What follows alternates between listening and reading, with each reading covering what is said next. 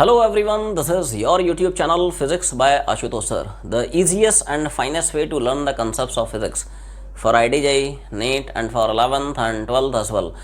और आज के इस लेक्चर में हम लोग डिस्कस करने वाले हैं polarisation by reflection, Brewster's law, polarisation by scattering, polaroids and its uses and Doppler's effect in light. So let's get started. Ready मान ले. पोलराइजेशन बाय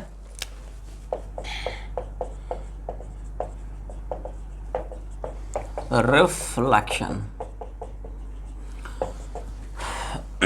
जैसे क्या होता है कि सपोज कोई रे ऑफ लाइट है किसी मीडियम पे हिट कर रही है, तो हमेशा ध्यान रखें कि जब भी कोई रे ऑफ लाइट किसी बाउंड्री पे हिट करती है तो कभी भी 100% नहीं होता है. ना ही 100% आपको रिफ्लेक्शन मिलेगा, ना ही 100% रिफ्लेक्शन मिलेगा.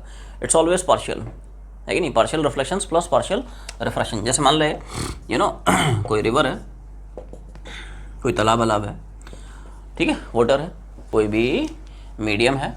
इस मीडियम पे सपोज सनलाइट आई, सूर्य देवता से जो है कुछ लाइट आई, है कि नहीं. तो ये जो लाइट है इसका पार्शियल रिफ्लेक्शन होगा और सब पार्शियल ही रिफ्रैक्शन होगा, है कि नहीं. बैंड बच जाएगी थोड़ी सी टूवर्ड्स नॉर्मल. क्या होगा? It will band towards normal. ठीक है. तो सन से आने वाली जो लाइट है वो तो सब कम्प्लीटली अनपोलराइज लाइट होगी. उसमें दोनों तरह के वाइब्रेशंस प्रेजेंट होंगे, है कि नहीं. This is incident ray, reflected ray, refracted रे, है कि नहीं. ये जो लाइट आपको दिख रही है this is unpolarised light, unpolarised light, है कि नहीं. और यहाँ पे जो रिफ्लेक्टेड लाइट होती है या जो रिफ्रैक्टेड लाइट होती है this is partially polarized. Completely polarize नहीं होती है, कंप्लीटली अनपोलराइज भी नहीं होती है, पार्शियली पोलराइज होती है. ऐसा एक्सपेरिमेंटली देखा और पाया गया, एक्सपेरिमेंटली मेजर करके देखा और पाया गया. क्या बोला? इसके पास ये जो हॉरिजॉन्टल वाले वाइब्रेशंस हैं, जो डॉट वाले हैं, ये ज़्यादा होते हैं, है कि नहीं. और ये जो वर्टिकल वाइब्रेशंस हैं ये थोड़े से रिलेटिवली कम होते हैं. ये वाले जो हॉरिजॉन्टल वाले वाइब्रेशंस हैं, डॉट्स, ये ज़्यादा होते हैं, ये कम होते हैं. Mix combo actually, mix combination है, ठीक है. तो ध्यान रखें ये जो रिफ्लेक्टेड लाइट है दिस इज पार्शियली पोलराइज्ड. क्या बोला? Partially polarized. अच्छा, ये जो रिफ्रैक्टेड लाइट है ये भी पार्शियली पोलराइज रहती है. ये भी क्या रहती है? इसमें थोड़े एरो बढ़ जाते हैं, है कि नहीं. और जो डॉट्स हैं वो थोड़े से कम हो जाते हैं क्योंकि डॉट वाले वाइब्रेशंस इधर ज़्यादा चले गए हैं, है ना. इसका अभी तुम्हें पर्पस समझ में आएगा. इसका जो है पर्पस अपने को अच्छे से क्लियर होगा जब हम लोग पोलराइड के यूजेस डिस्कस करेंगे, ठीक है. तो यहाँ पे हॉरिजॉन्टल वाले जो वाइब्रेशंस हैं जिनको हम बोलते हैं डॉट वाले वाइब्रेशंस हैं, वो रिलेटिवली कम दिखते हैं और वर्टिकल वाले वाइब्रेशंस ज़्यादा दिखते हैं, है कि नहीं. But still this is partially polarize. क्या है साहब? ये भी पार्शियली पोलराइज लाइट है. ऐसा एक्सपेरिमेंटली देखा और पाया गया कि जब भी सनलाइट किसी भी बाउंड्री पे हिट करती है, बाउंड्री मतलब boundary which is separating the two media, तो जो रिफ्लेक्टेड और रिफ्रैक्टेड रेस हैं ये पार्शियली, ठीक है, पोलराइज रहती हैं. ये जो ऑब्जर्वेशन है this was observed bye malleus, ठीक है. ये जो ऑब्जर्वेशन है ऑब्जर्व्ड बाय मैलस सर, ठीक है ना. ये मैलस साहब ने ऑब्जर्व किया. इन्हीं मैलस साहब के जो काम है, इन मैलस सर के काम को आगे बढ़ाया एक और साइंटिस्ट ने जिनका नाम है ब्रूस्टर, ठीक है. मैलस साहब ने ये ऑब्जर्व किया क्या कि जब भी रे ऑफ लाइट किसी बाउंड्री पे हिट करती है सेपरेटिंग द टू मीडिया, तो जो रिफ्लेक्टेड और रिफ्रैक्टेड रेज हैं, ये जो लाइट है ये पार्शियली पोलराइज होती है. और मैलस के इस ऑब्जर्वेशन को आगे बढ़ाया एक और साइंटिस्ट ने जिनको हम बोलते हैं ब्रूस्टर्स लॉ. क्या बोलते हैं? तो बस इसी से रिलेटेड एक लॉ आने वाला है जिसको हम बोलते हैं ब्रूस्टर्स लॉ.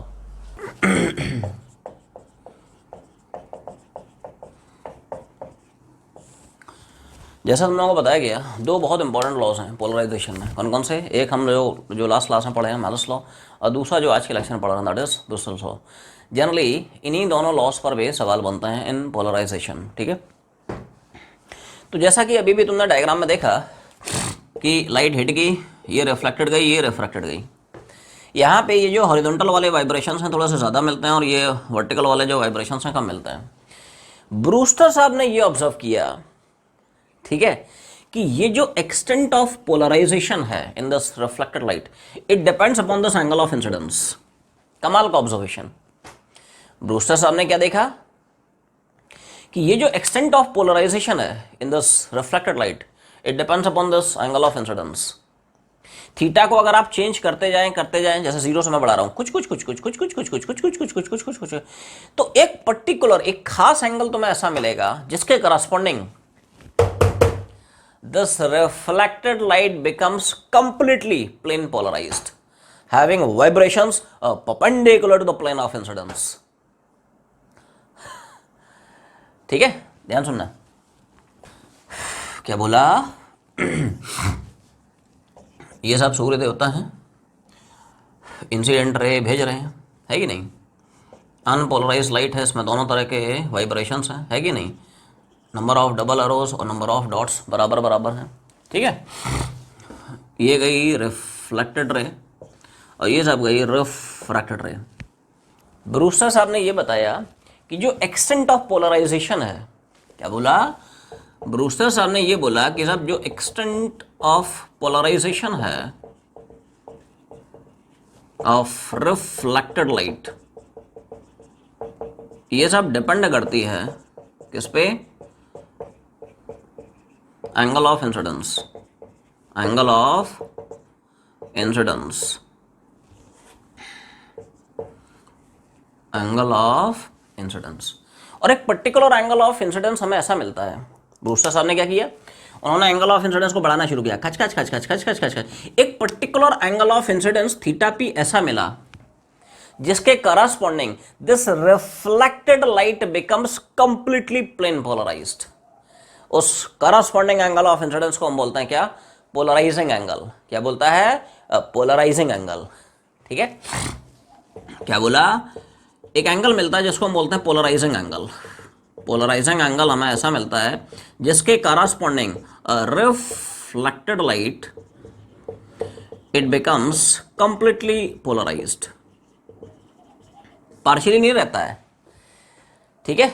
इस थीटा को छोड़ के आप किसी डिफरेंट थीटा पे हिट कराओगे तो वो पार्शियली पोलराइज होता है रिफ्लेक्टेड लाइट, लेकिन एग्जैक्टली पोलराइजिंग एंगल पे हिट कराएगा तो जो रिफ्लेक्टेड लाइट है it becomes completely plane polarized, having all the horizontal vibrations. ये सारे के सारे डॉट आ जाते हैं यहाँ पे, सारे के सारे इस तरह के हॉरिजॉन्टल वाले वाइब्रेशंस आते हैं। एवरीवन सी दिस, इधर देख, लाइट आ रही है, लाइट इस तरह से आ रही है, तो उसमें दोनों तरह के वाइब्रेशंस हैं, खच खच खच खच और कुछ कुछ कुछ कुछ। ये जो कुछ कुछ कुछ कुछ आया, ये कुछ कुछ कुछ कुछ कुछ कुछ कुछ कुछ चला गया, हॉरिजॉन्टल वाले वाइब्रेशंस।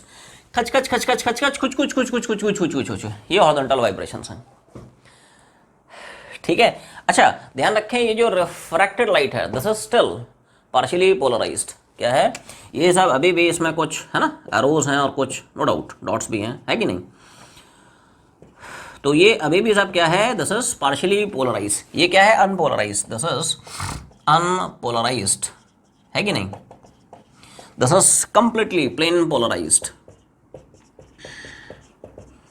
तो ये सब अभी भी पार्शियली पोलराइज्ड है। क्या है? पार्शियली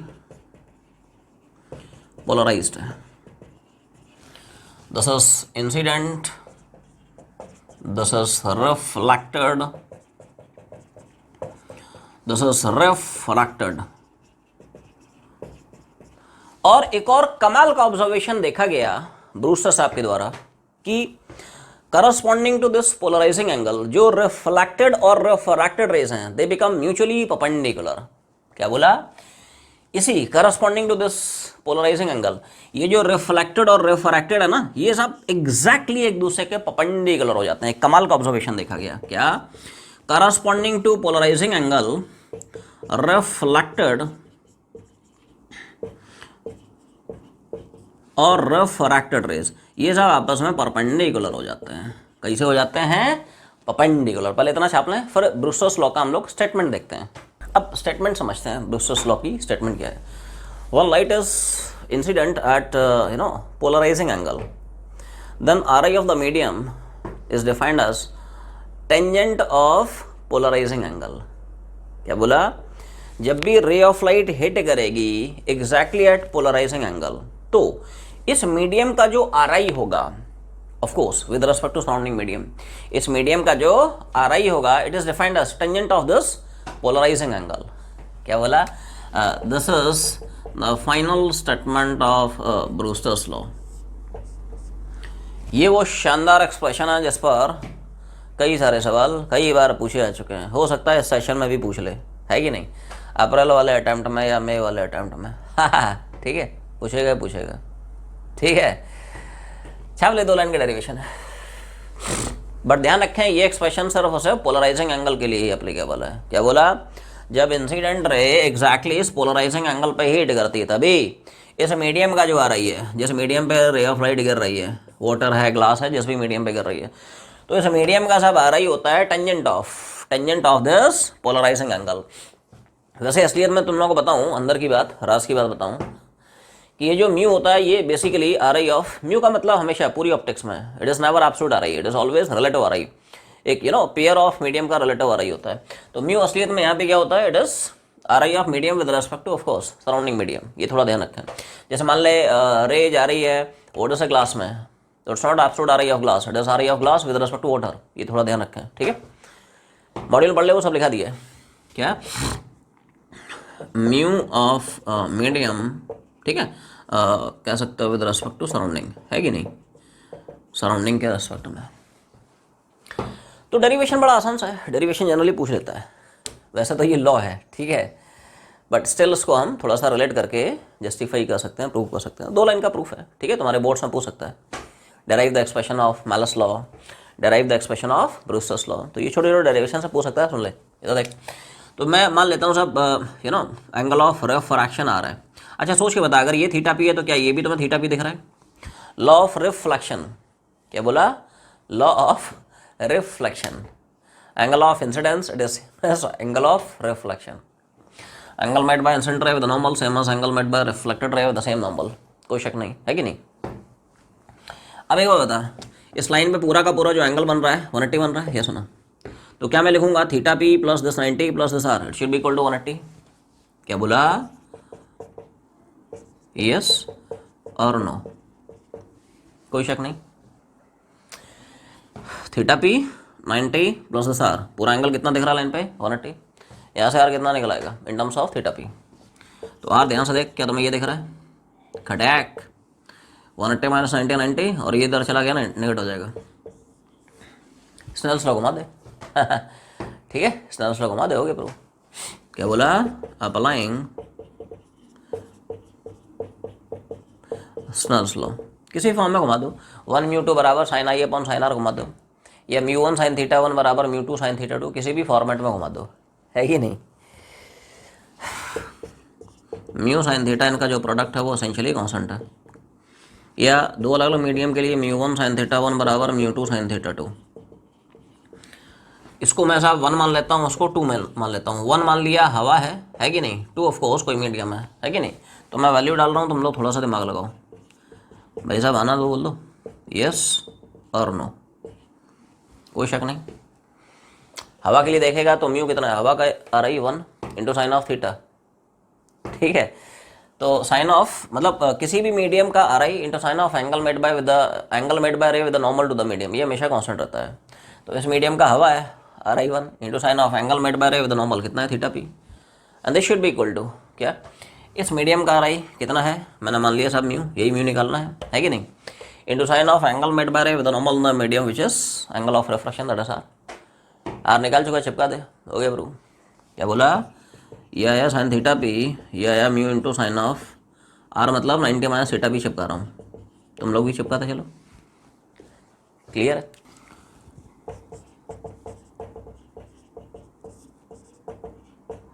कोई शक नहीं, है कि नहीं? इसको बस नीचे ले गया तो म्यू हो गया sine of theta P and divide by sine of 90 minus theta P. Sine 90 minus theta मतलब कॉस थीटा चिपका दे, है कि नहीं? बोला this is cos of theta P, sine upon cos tan theta P हो जाएगा। तो ये सब छोटा सा डेरिवेशन है जो अपने को याद रखना है फॉर योर बोर्ड एग्जाम्स, ठीक है? तो this is the final expression of Brewster's law कि जब भी रे ऑफ लाइट किसी बाउंड्री पे पोलराइजिंग एंगल पे हिट करेगी, तो R I of the medium it is defined as tangent of that polarising angle. Clear है? म्यू बस ध्यान रखें, this is always R I of medium with respect to surrounding medium, ठीक है। और थीटा भी ऑफ कोर्स पोलराइजिंग एंगल है। तो उसका यूज़ ये है कि अगर आपको किसी भी मीडियम का आर आई पता है, तो उस मीडियम के लिए पोलराइजिंग एंगल कितना है वो निकाला जा सकता है। इस तरह के जनरली सवाल बनते हैं कि यार ग्लास का जो है, ठीक है, आर आई इतना है, तो अगर रे ऑफ लाइट एयर से ग्लास में एंट्री करती है तो बताओ उसके लिए पोलराइजिंग एंगल कितना होना चाहिए, कितना एंगल पे गिरे कि यार जो रिफ्लेक्टेड लाइट है it becomes completely plane polarised. हाँ, तो म्यू डाल दें यहाँ पे, थीटा भी कितना निकल आएगा। या वाटर से ग्लास में जा रही है तो रे कितने एंगल पे हिट करे सो जो रिफ्लेक्टेड लाइट है कंप्लीटली प्लेन पोलराइज हो जाए। तो उसके लिए म्यू बस ध्यान रखें क्या होना चाहिए, R I of glass with respect to water. तो इस प्रोफाइल के इसमें सवाल बन सकते हैं, ठीक है।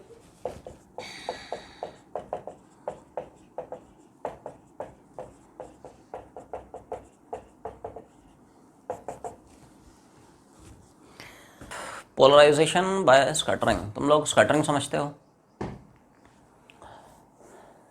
स्कैटरिंग समझते हो?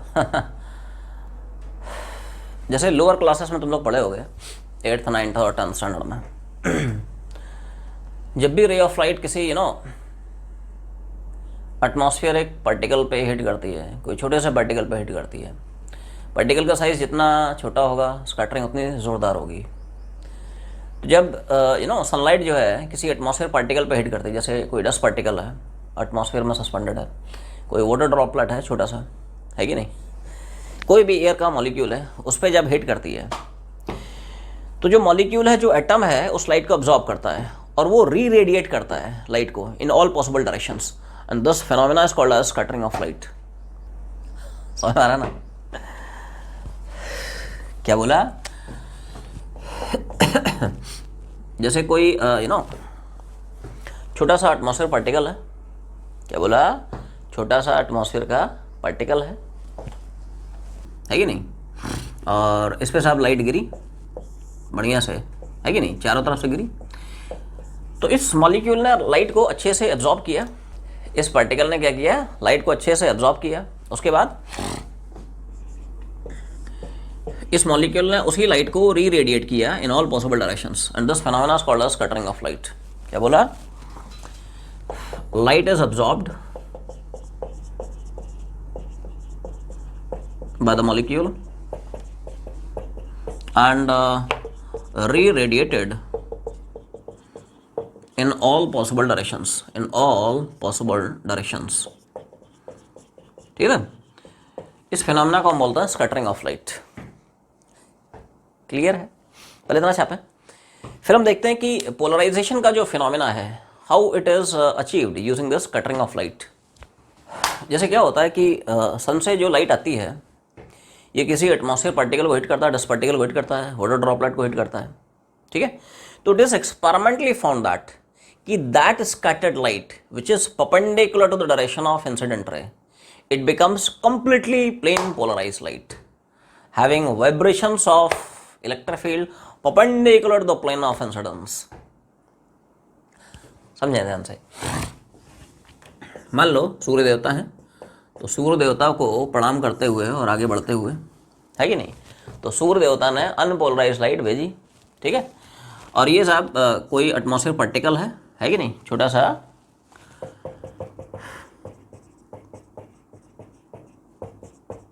पार्टिकल है। तो अभी क्या होगा, अभी तो साहब लाइट जो है कम्प्लीटली अनपोलराइज्ड है, इसके पास हर पॉसिबल, है ना, तरह के इलेक्ट्रिक फील्ड के वाइब्रेशंस मिलेंगे, नंबर ऑफ एरोस और नंबर ऑफ डॉट्स बराबर होंगे। ये सब सूर्य देवता हैं and this is unpolarised light, ठीक है। तो ये इस मॉलिक्यूल को हिट करी, किसी भी एटमॉस्फेयर पार्टिकल को हिट करी, इस मॉलिक्यूल ने उस लाइट को अब्जॉर्ब किया और री रेडिएट किया in all possible directions, her direction में रेडिएट करेगा। तो ऐसा एक्सपेरिमेंटली देखा और पाया गया कि वो scattered light which is perpendicular to the direction of incident ray, it becomes completely plane polarized having vibrations of electric field perpendicular to the plane of incidence। तो ये जो लाइट है, ये जो लाइट आ रही है which is perpendicular to the direction of incident ray, ये सब इंसिडेंट लाइट है और ये सब स्कैटर्ड लाइट है। क्या है? Scattered light. तो ये जो स्कैटर्ड लाइट है perpendicular to the direction of incident ray, this becomes completely plane polarized, having vibrations of electric field perpendicular to the plane of incidence. यहाँ पे सिर्फ आपको एक ही तरह के वाइब्रेशंस देखने को मिलेंगे, इस तरह के। This is completely plane polarised light. और ये भाई साहब इस लाइट का आनंद ले रहे हैं, ठीक है। मतलब यहाँ पे जो ऑब्जर्वर बैठा होगा उसको एक्चुअली में जो स्कैटर्ड लाइट दिखेगी, it is completely plane polarised light. और इन्हीं भाई साहब को नहीं, ऐसे जितने भी ऑब्जर्वर्स हैं भाई, यहाँ पे परपेंडिकुलर डायरेक्शन तो बहुत सारे मिल जाएंगे आपको, ये सुनो, है कि नहीं। आई मीन ये ऑब्जर्वर यहाँ पे ना खड़ा होकर यहाँ पे खड़ा हो जाए 3D में यहाँ कहीं खड़ा हो जाए, राइट। तो any scattered light which is perpendicular to the direction of incident ray, it becomes completely plane polarized. ऐसा है, समझ में आ रहा ना। जैसे ये भाई साहब हैं, है ना, जैसे इसके परपेंडिकुलर डायरेक्शन में यहाँ पे एक ऑब्जर्वर खड़ा है, या इसके परपेंडिकुलर डायरेक्शन में यहाँ पे कोई ऑब्जर्वर खड़ा है, तो इन सारे ऑब्जर्वर्स को जो स्कैटर्ड लाइट मिलेगी it is completely plane polarized. ये फंडा है। और स्कैटरिंग में थोड़ा सा इस चीज़ को तुम लोग ऑब्जर्व भी कर सकते हो, मतलब थोड़ा सा फील भी कर सकते हो कि यहाँ से जो लाइट आ रही थी उसके पास दोनों डायरेक्शन में वाइब्रेशंस थे, है कि नहीं। और ये इस एटमॉस्फेयर पार्टिकल को हिट की, है कि नहीं। तो यहाँ पे दो तरह के वाइब्रेशंस हैं, एक तो ये वाले वाइब्रेशंस हैं, है कि नहीं, और दूसरे ये वाले वाइब्रेशन हैं। पक्की बात है इसके पास एरो ये वाले तो पहुँच नहीं पाएंगे। ये जो वाइब्रेशंस होते हुए आ रहे हैं, ये जो वाइब्रेशंस हैं ये ऐसे ऐसे तो पहुँच नहीं पाएंगे, क्योंकि हम सबको पता है क्या कि जो भी इलेक्ट्रिक फील्ड के वाइब्रेशंस होते हैं वो हमेशा direction of propagation of light के परपेंडिकुलर होते हैं। तो ये जो वाइब्रेशंस हैं ये कट ऑफ हो जाते हैं, है कि नहीं, ये नहीं पहुँच पाते हैं। हाँ, ये वाले जो वाइब्रेशंस हैं इन भाई साहब के पास पहुँच जाते हैं। तो हमें जो स्कैटर्ड लाइट में इलेक्ट्रिक फील्ड के वाइब्रेशंस मिलते हैं वो ये वाले नहीं मिल पाते हैं, एरो वाले नहीं मिल पाते हैं, ये डॉट वाले मिलते हैं ऐसे, perpendicular to the plane of incidence के प्लेन के परपेंडिकुलर ये वाले वाइब्रेशंस पहुंचते हैं। क्योंकि ये वाले तो पक्की बात है यार, पहुंच नहीं पाएंगे। ऐसा थोड़ी होता है कि जिस डायरेक्शन में लाइट वेव जा रही है उसी डायरेक्शन में इलेक्ट्रिक फील्ड के वाइब्रेशंस होते हैं ठीक है। It will violate the entire idea of electromagnetic waves. Electromagnetic waves में क्या होता है, लाइट वेव में क्या होता है, इलेक्ट्रिक एंड मैग्नेटिक फील्ड के जो वाइब्रेशंस होते हैं आपस में भी परपेंडिकुलर होते हैं और वेव प्रोपगेशन के भी नॉर्मल होते हैं। इलेक्ट्रिक फील्ड के वाइब्रेशन कभी भी वेव प्रोपगेशन के डायरेक्शन में एग्जिस्ट नहीं कर सकते हैं। अब क्लियर है।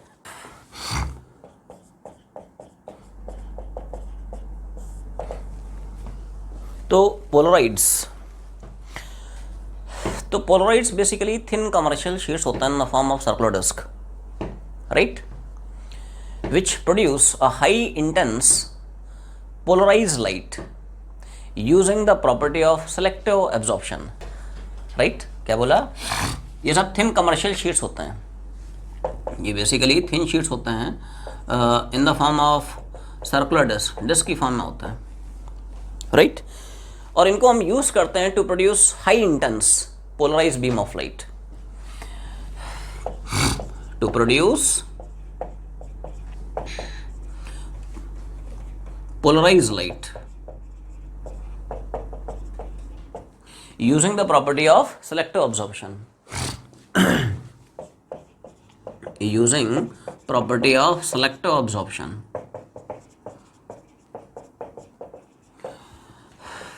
असलियत में ये कहानी होती है। थिन शीट्स होते हैं बेसिकली, थिन जो है शीट्स होते हैं in the form of circular disc, और इसमें एक पास एक्सेस होता है जिसको हम बोलते हैं ट्रांसमिशन एक्सेस। क्या बोलते हैं इसको, ट्रांसमिशन एक्सेस। और ये इस प्रिंसिपल पे वर्क करता है पोलराइड शीट्स कि जो भी इलेक्ट्रिक फील्ड के वाइब्रेशंस हैं इसके ट्रांसमिशन एक्सेस के पैरेलल हैं, they are allowed to pass through. और वो वाइब्रेशन जो उसकी ट्रांसमिशन एक्सेस के नॉर्मल हैं तो उनको ऑब्जॉर्ब कर लेता है। इस प्रॉपर्टी को बोलते हैं property of selective absorption. Selective है, एब्जॉर्प्शन भी है ऐसा है। जैसे मान लें आपके पास इस तरह के वाइब्रेशंस आ रहे हैं, जैसे इंटेंसिटी आई है, ऑफ कोर्स, है ना, कंप्लीटली प्लेन पोलराइज्ड है, तो साहब दे आर अलाउड टू पास, है कि नहीं। तो दे आर अलाउड टू पास, है कि नहीं। अब इसी में जैसे छोटा सा एक गेम खेल देता है, मान लो इसको थोड़ा सा मैंने घुमा दिया, 90 डिग्री से घुमा दिया, सो दैट इसकी जो ट्रांसमिशन एक्सेस है वर्टिकल की जगह हॉरिजॉन्टल हो जाती है। क्या बोला, इसको मैंने खचाक खुचुक, ये ले ट्रांसमिशन एक्सेस वर्टिकल की जगह हॉरिजॉन्टल कर दी। अब वही वर्टिकल वाले वाइब्रेशंस हिट कराए, कंप्लीटली एब्जॉर्ब हो जाएंगे, there will be no light, ये सुनो, क्योंकि इसकी ट्रांसमिशन एक्सेस ऐसी है लेकिन वाइब्रेशंस ऐसे पास कर रहे हैं तो ब्लॉक हो जाएंगे, एब्जॉर्ब कर लेगा। There will be no light. This is called as selective absorption. Clear है? तो अब थोड़ा सा चर्चा हो जाए पोलराइड्स के यूजेस क्या हैं. एक्चुअली दो मेजर यूज हैं. पहला आया इन सन ग्लासेस. पहला यूज क्या आया? इन सन ग्लासेस. जो हम लोग सन ग्लासेस यूज करते हैं, पहनते हो कि नहीं? पहनने के बाद रोल मारते हो, है कि नहीं? या जो क्रिकेटर्स पहनते हैं, है कि नहीं? देख, मेन जो यूज है पोलराइड्स का, it is to reduce the glare of light. क्या बोला? Just to reduce glare of light. जैसे नहीं तुम किसी लाइट सोर्स को देखते हो, है कि नहीं, तो उसकी जो चमक है कि नहीं, उसकी जो चकाचौंध है शुद्ध अपनी मातृभाषा में अगर बोलें, राइट, तो उसकी वजह से हम बहुत ज़्यादा देर तक उस लाइट को देख नहीं पाते हैं. नहीं, जैसे तुम कोई एलईडी बल्ब है, उसकी तरफ देखने की कोशिश करो तो थोड़ी देर तक देख पाओगे, क्योंकि उसके पास सारे के सारे हर पॉसिबल डायरेक्शन में अनपोलराइज लाइट है एक्चुअली, है कि नहीं? साफ सुथरी लाइट है नहीं, अनपोलराइज लाइट है, उसके पास हर डायरेक्शन में वाइब्रेशंस हैं. ठीक है, तो ऐसी लाइट देख के मज़ा नहीं आता है. एंड मोरओवर कई बार हमारे पास अनवांटेड लाइट आ जाती है बिकॉज ऑफ रिफ्लेक्शन. जैसे आप सपोज किसी रिवर फ्रंट के पास खड़े हो, तो सनलाइट आई, रिवर के सरफेस से हिट करके तुम्हारी आईज पे पड़ गई, अनवांटेड लाइट है. जैसे तुम रोड पे चल रहे हो, सनलाइट आई, रोड से रिफ्लेक्ट होने के बाद तुम्हारे पास आ गई.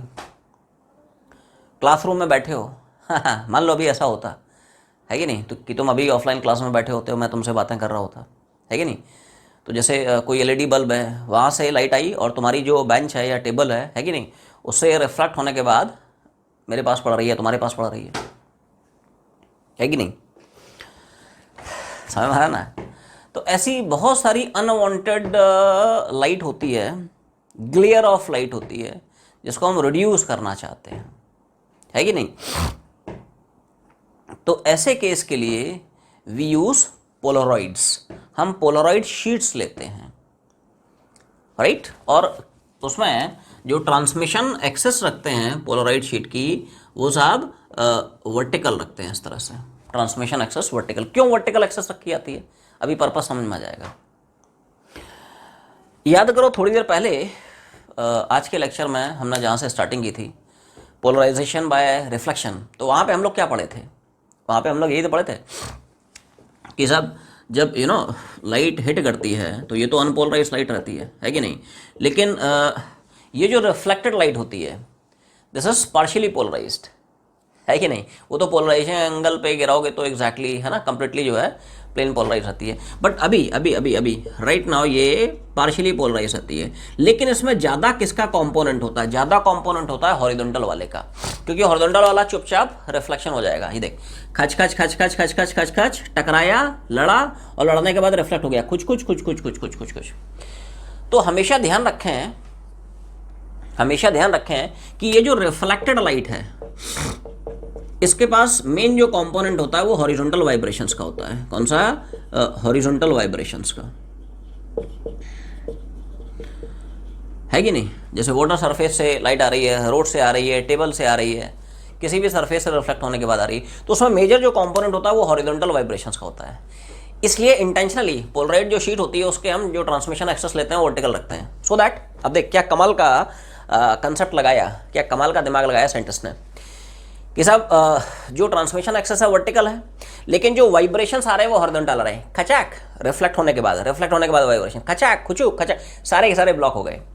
तो जो अनवांटेड ग्लेयर ऑफ लाइट है वो रिड्यूस हो जाती है यूजिंग दीज पोलराइड फिल्म्स. ऐसा है, ये फंडा है. समझ आ रहा ना? आप जो सन ग्लासेस यूज कर रहे हो ना, उसमें जो पोलराइड शीट लगी उसकी ट्रांसमिशन एक्सेस वर्टिकल है. ये, और आपके पास जो रिफ्लेक्टेड लाइट आ रही है उसमें हॉरिजॉन्टल वाइब्रेशंस हैं इस तरह के, खचकाच कुछ कुछ खचकाच कुछ कुछ खचकाच, ये है. तो एक्सेस क्या है? Transmission axis vertical. और ये जो वाइब्रेशन आ रहे हैं, खचाच खचाक खचाक, सारे ब्लॉक हो गए. मतलब ऑफकोर्स सारे ब्लॉक नहीं होंगे, क्योंकि कुछ ना कुछ वर्टिकल वाइब्रेशंस भी रह जाएंगे, राइट. तो पोलराइड हम लोग शीट इसलिए यूज करते हैं to reduce the glare of light, unwanted light को रिड्यूस करने के लिए. ये फंडा होता है. क्या बोला? जो ट्रांसमिशन एक्सेस है ये सब वर्टिकल रहता है। और जो हमारे पास रिफ्लेक्टेड लाइट है इसमें सब हॉरिजॉन्टल वाइब्रेशंस प्रेजेंट रहते हैं। क्या रहते हैं? Horizontal vibrations are present. तो ये सारे के सारे horizontal vibrations vertical transmission axes से ब्लॉक हो जाते हैं। All these vibrations they are blocked by Polaroid sheet.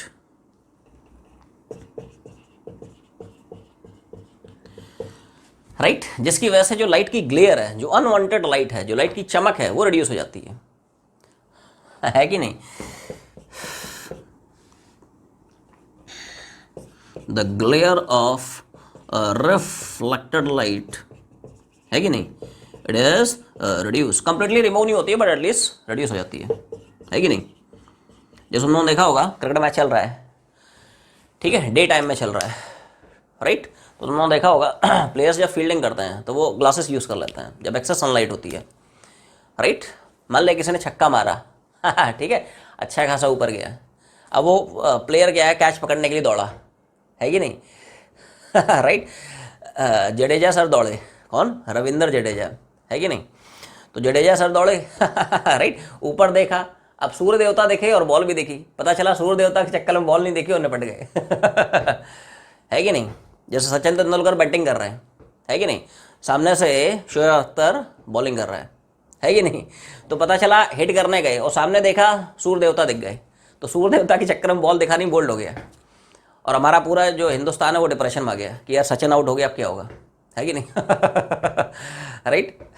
तो ऐसी सर्कमस्टांसेस को अवॉइड करने के लिए सचिन तेंदुलकर को क्या पहना देंगे पोलराइड ग्लासेस पहना देंगे, ऐसा है। तो this the reason behind it. Clear? Polaroid का एक और ज़बरदस्त यूज़ आया in wind screen and in headlight of cars. कहाँ पे? In wind screen and in headlight, ठीक है, ऑफ कार्स।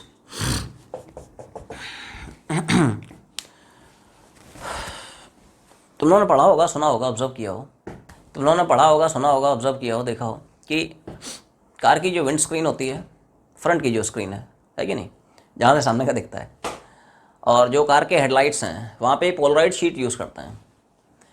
मतलब जो अच्छे कंपनी से यार वो करते हैं, है कि नहीं, करना चाहिए मतलब ठीक है।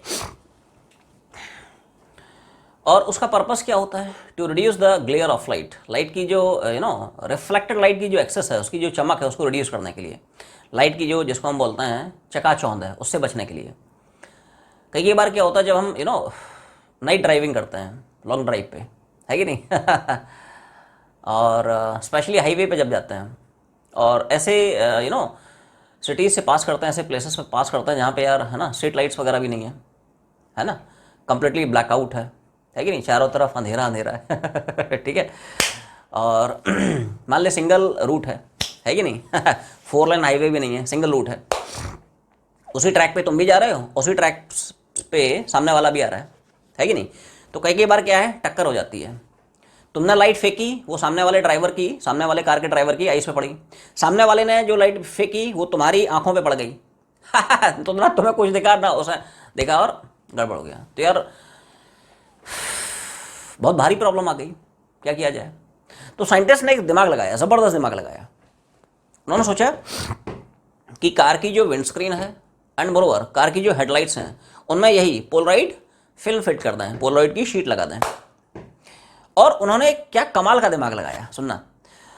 पोलराइड की जो ट्रांसमिशन एक्सेस है वो आप वर्टिकल ना रखें, उसको हॉरिजॉन्टल से 45 पे इंक्लाइंड करा दें। क्या कमाल का दिमाग लगाया, ध्यान सुनना, मजा आ जाएगा तुम लोगों को, ठीक है, अगर समझ में आया तो उन्होंने क्या किया, एग्जैक्टली वर्टिकल नहीं रखा, थोड़ा सा टेढ़ा कर दिया, हॉरिजॉन्टल से 45 पे कर दिया, ठीक है। ध्यान सुनना, ध्यान सुनना। तो जैसे ये कार की हेडलाइट है, जहां से लाइट निकलेगा, तो यहां पे उसने क्या किया, 45 डिग्री पे ट्रांसमिशन एक्सेस लगा दी, ठीक। तो यहां से जो लाइट निकल रही है, जो इलेक्ट्रिक फील्ड के वाइब्रेशंस निकल रहे हैं, वो 45 डिग्री पे निकल रहे हैं। कैसे निकल रहे हैं? इस तरह से निकल रहे हैं। ध्यान से पेशेंस समझे। यहां से क्या है, 45 पे निकले। जैसे मान लो ऐसे सोचें कि मैं ड्राइव कर रहा हूं और मैं अपने राइट से, है ना, 45 डिग्री पे लाइट निकाल रहा हूं। वेट, अब इसको होल्ड करना, होल्ड इट, है ना, ये डायरेक्शन को पकड़े रखना ये जो डायरेक्शन है इसको थोड़ा सा होल्ड इट। अब सोचो दूसरी साइड से जो ड्राइवर आ रहा है, ये तो पहले वाले का है, ये जो वाइब्रेशन है ये पहले वाले का है। जो दूसरा इधर से जो ड्राइवर आ रहा है, ठीक है, ये भी क्या करेगा, अपने राइट से 45 डिग्री पे लाइट फेंक रहा है। क्या बोला भाई, एक बार बता, यहां से जो जा रहा है वो अपने राइट से 45 मतलब ऐसे भेज रहा है, इसको होल्ड करना, होल्ड इट लाइक दिस।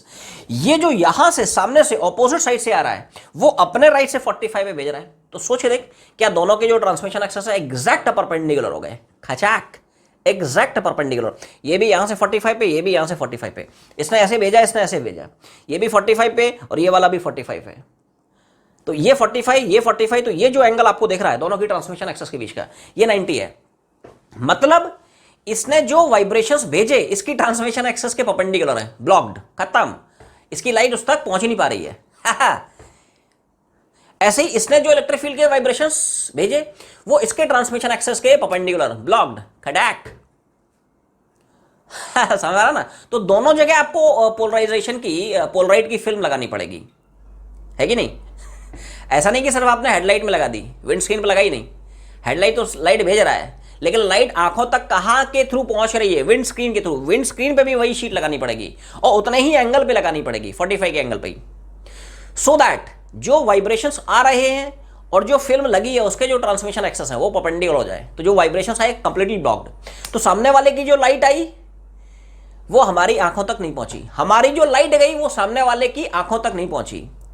तो हम अपनी लाइट की वजह से अपना रोड देखेंगे, वो अपनी लाइट की वजह से अपना रोड देखेगा और टक्कर बच जाएगी। दिस आइडिया एक्चुअली, ये कमाल का कंसेप्ट निकाला। क्या बोला? तो फंडा सुन। जो कार की हेडलाइट्स हैं और जो कार की विंड स्क्रीन है उस पर इस तरह से पोलराइड फिल्म हम लगाते हैं, जिसमें जो ट्रांसमिशन एक्सेस हैं हॉरिजॉन्टल से 45 डिग्री के एंगल पे हो। ये भाई साहब जा रहे हैं और ऐसे ही ये जो सामने वाले भाई साहब आ रहे हैं, इनकी भी वही कहानी है। इन्होंने भी जो फिल्म लगाई उसमें जो ट्रांसमिशन एक्सेस हैं वो हॉरिजॉन्टल ना होके या वर्टिकल ना होके हॉरिजॉन्टल से 45 डिग्री पे है ना। तो थोड़ा ध्यान से सोचें, इसकी ट्रांसमिशन एक्सेस ये और यार इसकी ट्रांसमिशन एक्सेस ये भाई साहब 45 पे और ये भी हॉरिजॉन्टल से 45 पे, तो ये 45, ये 45, खड़ाक। एक्चुअली में ये आइडिया है यार, कैसे भी करके 90 कर दो, सो दैट सेलेक्टिव एब्जॉर्प्शन की वजह से जो vibration perpendicular to transmission axis मिले वो एब्जॉर्ब हो जाए। तो जो ग्लेयर ऑफ लाइट है वो पड़े ही ना, ठीक है। और कोई भी आदमी अपनी लाइट की वजह से अपना रोड देखे, ये अपनी लाइट की वजह से अपना रोड, वो अपनी लाइट की वजह से अपना रोड, निकल गए, टक्कर बच गई। ऐसा है, फंडा समझ में आ रहा है ना? तो इसने क्या किया, इसने जो वाइब्रेशंस भेजे वो दोस्त ऐसे भेजे। अब यार ये वाइब्रेशंस तो इसकी ट्रांसमिशन एक्सेस के परपेंडिकुलर हैं, एब्जॉर्ब हो गए, खड़ाक। ऐसे ही इन भाई साहब ने जो वाइब्रेशंस भेजे वो तो यार इसके पैरेलल है, लेकिन इसके तो पैरेलल है, लेकिन इस वाले के लिए तो परपेंडिकुलर हो गए, दे आर कंप्लीटली खड़ाक, एब्जॉर्ब्ड। ये फंडा है। तो एक दूसरे के जो वाइब्रेशंस हैं एक दूसरे ने एब्जॉर्ब कर लिए, एक दूसरे के मतलब जो पोलराइड शीट है उसने एब्जॉर्ब कर लिए, ये फंडा है कि नहीं? तो यहां पे कंसेप्ट क्या है, जो वाइब्रेशंस हैं दे आर एब्जॉर्ब्ड बाय पोलराइड्स।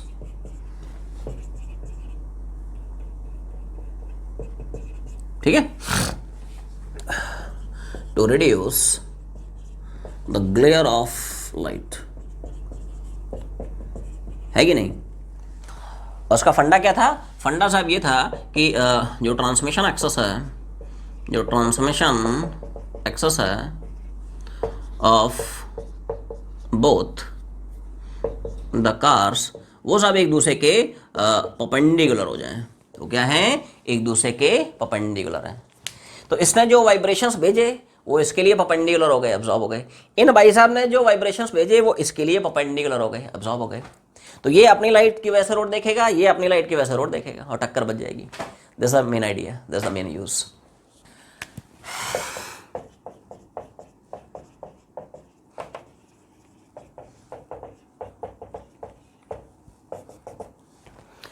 जैसे हम लोग 11th में वेव्स में डॉपलर्स इफेक्ट पढ़ते थे, तो वो डॉपलर्स इफेक्ट साउंड का हमने पढ़ा है। तो जैसे साउंड का डॉपलर्स इफेक्ट पढ़ते हो उसी तरह से लाइट का भी डॉपलर्स इफेक्ट होता है। अब साउंड में क्या है, बहुत सारे केसेस होते हैं, जैसे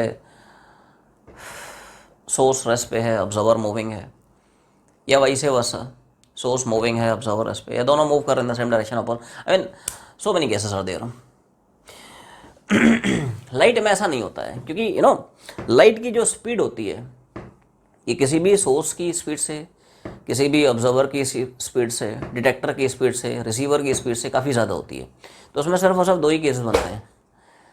क्या क्या केसेस बनते हैं? या तो सोर्स और ऑब्जर्वर एक दूसरे को अप्रोचिंग हो, या फिर source and observer they are receding each other. Basic phenomena अपने को पता है, जैसे साउंड में पढ़े हो वैसे ही लाइट में होता है। क्या कि if there is no relative motion in between source and observer, then frequency of light emitted by the source it is same as frequency of light received by the observer. क्या बोला?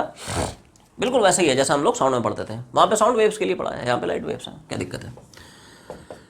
क्या बोला साहब? जब भी लाइट का source और observer कह सकते हो, या रिसीवर कह सकते हो, डिटेक्टर बोल सकते हो, है कि नहीं?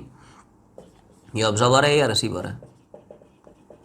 तो जब भी लाइट का सोर्स और ऑब्जर्वर इनके बीच में अगर कोई भी रिलेटिव मोशन नहीं होगा, if there is no relative motion, तो ऐसे केस में जितनी फ्रीक्वेंसी की लाइट ये एमिट करेगा उतनी ही फ्रीक्वेंसी की लाइट ये सुन लेगा, है कि नहीं? न्यू प्राइम बराबर न्यू, कोई दिक्कत नहीं है। लेकिन हाँ, अगर सोर्स एंड ऑब्जर्वर इनके बीच में एक रिलेटिव मोशन होगा, तो जो actual frequency emitted by light है और जो apparent frequency heard by the observer है, मतलब detected by the observer, light को सुनते थोड़ी, लाइट को तो है ना देखते हैं, है कि नहीं? जो apparent frequency detected by the receiver है, डिटेक्टेड बाय द डिटेक्टर है कि नहीं? तो इनमें एक डिफरेंस आ जाता है, and this phenomena is called as Doppler effect. क्या बोला? अगर अगर अगर अगर सोर्स एंड ऑब्जर्वर इनमें सब एक रिलेटिव मोशन आ जाता है, तो ऐसे केस में सोर्स ने जितनी फ्रीक्वेंसी की लाइट भेजी और रिसीवर ने जितनी फ्रीक्वेंसी की लाइट डिटेक्ट की, उन दोनों में देयर इज अ डिफरेंस, है कि नहीं? न्यू और न्यू प्राइम साहब यहाँ पे इक्वल नहीं हो पाते हैं। बस इसी फिनोमेना को हम नाम देते हैं क्या? Doppler effect. क्लियर? पहले इतना छापा। पहला केस हो सकता है source and observer they are approaching each other. क्या बोला? कि साहब सोर्स और ऑब्जर्वर एक दूसरे को अप्रोच कर रहे हैं, अप्रोचिंग ईच अदर, है कि नहीं? तो ऐसे केस में जो apparent frequency received by the observer है, it is greater than actual frequency emitted by the source. क्या बोला? जैसे मान लेते हैं ये सब सोर्स ऑफ लाइट है कि नहीं, और ये कोई रिसीवर है कि नहीं, डिटेक्टर है कि कितनी फ्रीक्वेंसी की लाइट रिसीव हो रही है इसको, ठीक है? ऑब्जर्वर है या डिटेक्टर है। तो इसमें मान ले जो फ्रीक्वेंसी भेजी उस लाइट की फ्रीक्वेंसी न्यू थी, और इन भाई साहब ने जो वेव डिटेक्ट करी उस वेव की फ्रीक्वेंसी न्यू प्राइम है। तो यहाँ पे this is the relation. Standard formula अपने को याद रखना बस, ठीक है? न्यू प्राइम बराबर nu into 1 plus v by c. क्या है? न्यू प्राइम बराबर nu into 1 plus v by c. Clear है? इसका कोई डेरिवेशन नहीं है तुम्हारे सिलेबस में, डायरेक्टली अपने को इसको एज अ स्टैंडर्ड रिजल्ट याद रखना है। क्लियर है? सिंपल सिंपल से टर्म्स हैं। This actual frequency emitted by the source, this apparent frequency received by the observer या रिसीव्ड बाय द डिटेक्टर, ठीक है? वी ध्यान रखें इसमें, v is very important. What is v? This is relative velocity of source and observer. ऐसा है, ये absolute velocity नहीं होता, ये थोड़ा ध्यान रखें यहाँ पे। ये क्या है? रिलेटिव वेलोसिटी है, ये थोड़ा ध्यान रखें। V is what? It is relative velocity of source and observer. And c of course speed of light and air vacuum 3 × 10⁸, है कि नहीं? तो अगर एक्चुअल फ्रीक्वेंसी पता है, सोर्स ऑब्जर्वर की रिलेटिव वेलोसिटी पता है, तो यहाँ से वेलोसिटी फ्रीक्वेंसी, यहाँ से frequency of light received by the detector कितना है हम लोग निकाल सकते हैं। और यहाँ से ध्यान से देख भी सकते हैं, क्या न्यू प्राइम की वैल्यू आपको न्यू से बड़ी दिख रही है? सुना 1 प्लस है ना रे, खोल के देखना इसको। न्यू प्राइम बराबर new plus new into new से मल्टीप्लाई करा देना, तो न्यू प्राइम डेफिनेटली न्यू से बड़ी है, मतलब यहाँ पे जो फ्रीक्वेंसी है ना वो बढ़ जा रही है। और याद कर, क्या यही हम लोगों ने डॉपलर इफेक्ट एंड साउंड में भी पढ़ा था कि अगर सोर्स ऑफ साउंड और ऑब्जर्वर एक दूसरे को अप्रोच करते हैं, है कि नहीं, तो जो frequency heard by the observer it is definitely greater than actual frequency emitted by the source. नहीं, जैसे रेलवे स्टेशन पे खड़े हो और ट्रेन आपको अप्रोच कर रहा है कि नहीं, तो हमें लगता है ना कि यार जो फ्रीक्वेंसी ऑफ लाइट है वो धीरे धीरे बढ़ते जा रहा है कि नहीं? ट्रेन जब हॉर्न मारता है ना, विसल मारता है, छुक छुक छुक छुक छुक छुक छुक छुक, है कि नहीं, और जब हमारी तरफ अप्रोच करता है तो जो अपरेंट फ्रीक्वेंसी हम डिटेक्ट करते हैं वो बढ़ी हुई मिलती है। ठीक है, तो वो फिनोमेना वहाँ पे भी है साउंड में भी, और वो फिनोमेना यहाँ पे लाइट वेव्स के लिए भी है कि नहीं। इसके अलावा there is one more formula, fractional change in wavelength का एक और एडिशनल फार्मूला है। क्या है?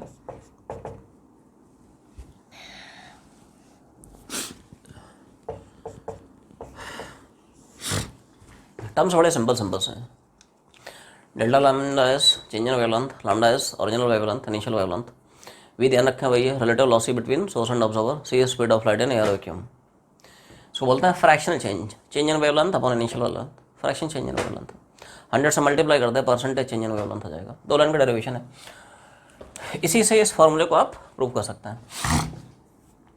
हमें पता है किसी भी वेव के लिए उसके जो तीनों पैरामीटर्स हैं, वेव की वेलोसिटी, उसकी फ्रीक्वेंसी, उसकी वेवलेंथ, इनमें रिलेशन क्या होता है, v बराबर न्यू लैम्डा। तो दोनों केसेस के लिए घुमा रहा हूँ, ठीक है, इनिशियल वैल्यू और फाइनल वैल्यू, मतलब एक्चुअल फ्रीक्वेंसी के लिए और अपरेंट फ्रीक्वेंसी के लिए। तो क्या हम ऐसे लिख सकते हैं, लाइट के लिए घुमा रहे हैं तो लाइट की स्पीड तो यार वही रहेगी, है कि नहीं। इनिशियल फ्रीक्वेंसी न्यू है, इनिशियल लैम्डा मैंने मान लिया लैम्डा है, ठीक है साहब। अच्छा, ऐसे ही फाइनली अगर आप घुमाएं, ये सुनो, है कि नहीं, स्पीड तो वही रहेगी, फाइनली फ्रीक्वेंसी चेंज की जिसकी वजह से वेवलेंथ चेंज कर गई, है कि नहीं। तो फाइनली फ्रीक्वेंसी अपनी आ गई।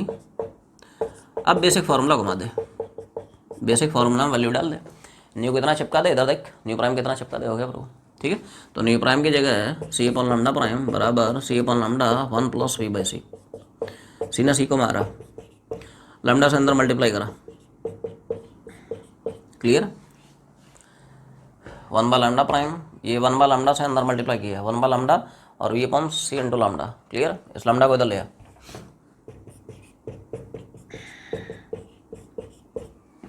इधर जाएगा नेगेटिव जाएगा, है कि नहीं। तो इसको थोड़ा सा अच्छे से लिख लेते हैं, इसको थोड़ा सा सुंदर तरीके से लिख लिया जाए, कोई शक नहीं। Lambda minus lambda prime upon lambda into lambda prime, कोई शक नहीं। Lambda minus lambda prime upon lambda into lambda prime and this equal to v upon lambda c, ठीक है। तो यहाँ पे व्हाट इज दिस एक्चुअली में डेल्टा लैम्डा, है कि नहीं। ये क्या साहब, चेंज इन वेवलेंथ है, और this is of course lambda into lambda prime, है कि नहीं। v upon lambda into c है कि नहीं, v upon lambda into c है, ठीक है, फाइन। अच्छा, लैम्डा लैम्डा निपटा दे। अच्छा, इसमें ध्यान रखें ये जो डेल्टा लैम्डा होता है बहुत छोटा होता है। लैम्डा और लैम्डा प्राइम में एक्चुअल वेवलेंथ और जो अपरेंट वेवलेंथ है, this actual wavelength emitted by the source, this apparent wavelength which is received by the receiver, इन दोनों में बहुत अप्रिशिएबल डिफरेंस नहीं होता है, बहुत छोटा रहता है कि नहीं। अभी हम लोग पढ़ लेंगे, रेड शिफ्ट होता है, ब्लू शिफ्ट होता है, थोड़ा थोड़ा शिफ्ट करता है, ज़्यादा होता नहीं है, ठीक है। तो करीब करीब लैम्डा और लैम्डा प्राइम बराबर होते हैं, ठीक है। ऐसा बोल सकता है लैम्डा और लैम्डा प्राइम करीब करीब बराबर है, क्लियर। क्योंकि यू नो जो चेंज इन वेवलेंथ होता है this is very very very small, बहुत छोटा होता है, ठीक है। तो लैम्डा लैम्डा प्राइम करीब करीब बराबर होता है। तो यहाँ पे लैम्डा प्राइम देख रहा है ना, उसकी जगह लैम्डा चिपका दे, खटाक। तो ये छोटा सा डेरिवेशन है, इंपॉर्टेंट है, हो सकता है, ध्यान रखें। ये है फ्रैक्शनल चेंज इन वेवलेंथ, इसी को 100 से मल्टीप्लाई करा दें, परसेंटेज चेंज इन वेवलेंथ आ जाएगा। इसको क्या बोलता है, this is fractional change in wavelength, मतलब लैम्डा, है कि नहीं। इसी में पूछ सकता है बता परसेंटेज चेंज इन वेवलेंथ कितना होगा। तो भाई फ्रैक्शनल चेंज इतना है कि नहीं, उसको 100 से मल्टीप्लाई करा ना भाई, तो परसेंटेज चेंज इन वेवलेंथ आ जाएगा। जनरली इसमें ऐसी प्रोफाइल के सवाल बनते हैं, है कि नहीं। बोलेगा साहब सोर्स और ऑब्जर्वर की रिलेटिव लॉसी इतनी है, स्पीड ऑफ लाइट इतनी है, बता percentage change in wavelength of light as received by the receiver कितना होगा, ठीक है। तो you need to remember this formula, direct अपने को ये फार्मूला याद रखना है, क्लियर है, ठीक है। या फ्रैक्शन चेंज पूछे या कई बार चेंज इन वेवलेंथ पूछता है, तो चेंज इन वेवलेंथ ये निकाल ले, खचाक, है कि नहीं। दिस एक्चुअली में चेंज इन वेवलेंथ, तो तीनों चीज़ें मैंने बता दी, this change, this fractional change, this percentage change, कुछ भी पूछ सकता है। बोलेगा इनिशियल लैम्डा इतना है कि नहीं, सोर्स एंड ऑब्जर्वर की रिलेटिव लॉसी इतनी है, बता कितना वेवलेंथ चेंज हुआ, कितना फ्रैक्शन चेंज हुआ, तो ये घुमा दे, कितना परसेंटेज चेंज इन वेवलेंथ हुआ। अब यहाँ पे जैसा मैंने बताया कि अगर सोर्स और ऑब्जर्वर एक दूसरे को अप्रोचिंग होते हैं तो जो अपरेंट फ्रीक्वेंसी होती है वो बढ़ जाती है। फ्रीक्वेंसी बढ़ेगी, पक्की बात है वेवलेंथ घटेगा। ये सुनो, यहाँ पे क्या है, फ्रीक्वेंसी बढ़ गई दोस्त। अब वी बराबर न्यू लैम्डा होता है, न्यू बराबर सी अपॉन लैम्डा, ये लैम्डा लैम्डा बराबर सी बाई न्यू, एक ही बात है। अप्रोच करा ना, फ्रीक्वेंसी बढ़ा, तो फ्रीक्वेंसी बढ़ने से वेवलेंथ घटा। ये बहुत इंपॉर्टेंट पॉइंट आया, ध्यान समझना सब लोग। मतलब यहाँ पे सोर्स ने जितनी वेवलेंथ की लाइट भेजी, लेकिन जब वो रिसीवर के पास पहुंची, ऑब्जर्वर के पास पहुंची, तो उसको घटी हुई वेवलेंथ मिली। रिसीवर ने जो वेवलेंथ को डिटेक्ट किया तो उसको फॉल इन वेवलेंथ मिला। तो सिंस जो वेवलेंथ ऑफ ऑब्जर्व्ड लाइट है वो घट गई है, मतलब यहां पे लाइट शिफ्ट कर जाता है टुवर्ड्स शॉर्टर वेवलेंथ्स, और इस शिफ्ट को एक नाम दिया गया है, इसको बोलते हैं ब्लू शिफ्ट। ठीक है, जनरली इसमें सवाल जो है इन्हीं दो कंसेप्ट पर बेस बनते हैं, ब्लू शिफ्ट या रेड शिफ्ट, है कि नहीं। यहां पे सिंस वेवलेंथ घट गया है, असलियत में ये होता है this the increasing order of lambda. आप इस डायरेक्शन में जाते हो तो लैम्डा की वैल्यू बढ़ती है कि नहीं, ऐसा है। लैम्डा की वैल्यू जैसे जैसे आगे भागते हैं वैसे वैसे बढ़ती है। लेकिन सिंस लैम्डा घट गया है तो हम बोलते हैं लाइट जो है शॉर्टर वेवलेंथ की तरफ शिफ्ट हो गया है। लॉन्गर वेवलेंथ की तरफ शिफ्ट होता है तो उसको नाम दिया गया रेड शिफ्ट। कन्वेंशन है, शॉर्टर को हम वायलेट शिफ्ट नहीं बोलते हैं, कन्वेंशन है, ट्रेडिशन है, पहले चल रहा है, हम भी है ना फॉलो कर रहे हैं, तुम भी कर लो ऐसा है। ठीक है, तो लाइट यहां पे हम बोलते हैं साहब, light shifts towards shorter wavelength, shorter wavelength, और इस शिफ्ट को एक नाम दिया गया ब्लू शिफ्ट। क्या बोला साहब, इस शिफ्ट को हम बोलते हैं ब्लू शिफ्ट। ये याद रखना है कि नहीं। ये इस पर बेस जनरली सवाल पूछे आ चुके हैं, ठीक है, जेई में भी और नीट में भी कि साहब एक सोर्स है और एक ऑब्जर्वर है, they are moving away from each other, तो चार ऑप्शन चिपका देगा। जो ऑब्जर्व्ड लाइट है कि नहीं, जो रिसीव्ड लाइट है वो किस तरफ शिफ्ट होगी या उसमें कैसा शिफ्ट ऑब्टेन होगा, रेड शिफ्ट होगा, ब्लू शिफ्ट होगा, ऐसे चार ऑप्शन छाप देगा। तो ये अपने को याद रखना है। क्लियर है कि अगर तो सोर्स और ऑब्जर्वर अप्रोचिंग होंगे, है कि नहीं, तो यहाँ पे फ्रीक्वेंसी बढ़ जाएगी, ऐसे रिलेट करके याद रख ले। फ्रीक्वेंसी बढ़ जाती है, वेवलेंथ घट जाता है, वेवलेंथ घटता है मतलब ब्लू शिफ्ट ऑब्जर्व होता है। ठीक है, तो वो नाम अपने को याद रखना है जी सर। तो इसमें जो है अगला सब केस आया कि अगर तो सोर्स और ऑब्जर्वर जो है एक दूसरे से रिसीड कर रहे हैं, क्या बोला, they are receding each other. Receding मतलब they are moving away from each other, एक दूसरे से दूर भाग रहे हैं, है कि नहीं। तो देख ऐसे याद रखें, चाहे अप्रोचिंग हो चाहे रिसीडिंग हो, दोनों में थोड़ा थोड़ा डिफरेंस है। सिमिलर फार्मूला है, बस प्लस माइनस का डिफरेंस, तो वो अपने को याद रखना है। जैसे मान ले इस तरह का सिचुएशन है, ये सब लाइट सोर्स है और यहाँ कहीं आपका रिसीवर है, डिटेक्टर है, ऑब्जर्वर, व्हाटएवर इट इज, ठीक है। और ये मान ले they are moving away from each other, recede कर रहे हैं, है कि नहीं। तो बस थोड़ा सा प्लस माइनस का है, बाकी तो सिमिलर फार्मूला है कि नहीं। ठीक है, तो ऐसे याद रख लो क्या कि अप्रोचिंग होती है तो वहाँ पे प्लस आता है और रिसीडिंग होता है तो यहाँ पे माइनस आता है, दैट्स इट। और याद करो क्या हमने यही फिनोमेना साउंड में भी पढ़ा है। सोचो, सोर्स और ऑब्जर्वर अगर they are moving away from each other, तो क्या पक्की बात है जो apparent frequency observed by the observer है, it is less than the actual frequency emitted by the source, है कि नहीं। जैसे ट्रेन जब तुमसे दूर जाती है, train is moving away from you, तो हमें लगता है नहीं ट्रेन की जो विसल की फ्रीक्वेंसी है, हॉर्न की फ्रीक्वेंसी वो धीरे धीरे घट रही है। वही फंडा यहाँ पे भी है, अप्रोच करता है तो बढ़ती है। तो दोनों में सिमिलर इफेक्ट है, ऐसे रिलेट करके याद रख ले, चाहे लाइट वेव्स हो चाहे साउंड वेव्स हो, इफेक्ट सिमिलर है। ठीक है, तो यहाँ पे साहब क्या होता है, टर्म्स बिल्कुल वही है। This is actual frequency emitted by the source and this is apparent frequency received by the detector, और वी वही है क्या, relative velocity of source and observer, c is of course speed of light in air 3 × 10⁸ metre per second. तो यहाँ पे ध्यान से notice कर पा रहे हो, यहाँ पे साहब फ्रीक्वेंसी घट जा रही है, क्या हो रही है, घट रही है। खोल के देख लेना इसको मल्टीप्लाई करके देख, है कि नहीं। न्यू प्राइम की वैल्यू डेफिनेटली न्यू से छोटी है बाय 10 फैक्टर, ऐसा है। क्लियर, ये फंडा है। अच्छा, दूसरा फार्मूला इसमें भी वही है, क्या, फ्रैक्शन चेंज इन वेवलेंथ का दोनों में कॉमन फार्मूला है, बस शिफ्टिंग की डायरेक्शन चेंज होती है। वो ब्लू शिफ्ट होता है, ये रेड शिफ्ट हो जाएगा। एक्सप्रेशन सेम है, एक्सप्रेशन साहब यहाँ पे भी फ्रैक्शन चेंज इन वेवलेंथ का सेम है, क्या होता है, v/c। वहाँ पे भी था, यहाँ पे भी है, क्या है, फ्रैक्शन चेंज इन वेवलेंथ का v/c छाप लें। तो इसी की हेल्प से आप निकाल सकते हैं कि साहब v बराबर न्यू लैम्डा, है कि नहीं। वेव की वेलोसिटी, फ्रीक्वेंसी और वेवलेंथ में क्या रिलेशन है, v बराबर न्यू लैम्डा। v मतलब यहाँ पे लाइट है तो लाइट की एयर है ना एयर या वैक्यूम में स्पीड कितनी है, वो सी ही रहती है, तो c बराबर, तो ये इनिशियली मतलब जो सोर्स से एमिट हो रही है, सोर्स से जो लाइट एमिट हो रही है उसकी फ्रीक्वेंसी न्यू है, उसकी वेवलेंथ लैम्डा है, और ऑफ कोर्स वेलोसिटी तो सी है। तो यहाँ से अब अपना न्यू आ गया c बाय लैम्डा। अब जो फ्रीक्वेंसी या वेवलेंथ रिसीवर डिटेक्ट कर रहा है, ठीक है, डिटेक्टर डिटेक्ट कर रहा है, उसके लिए क्या हम ये घुमा सकते हैं, नहीं, स्पीड तो वही रहेगी, फ्रीक्वेंसी चेंज कर गई जिसकी वजह से वेवलेंथ चेंज कर गई। तो मान लिया, ठीक है, जो रिसीव्ड लाइट है उसकी फ्रीक्वेंसी कुछ न्यू प्राइम है, उसकी वेवलेंथ कुछ लैम्डा प्राइम है। तो साहब यहाँ से न्यू प्राइम हो जाएगा कितना, सी अपॉन, कोई शक नहीं, लैम्डा प्राइम।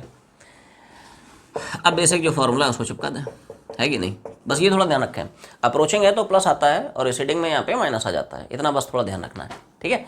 तो न्यू प्राइम की जगह से आप डाल दें सी अपॉन लैम्डा प्राइम, और इसकी जगह c upon lambda 1 minus v by c,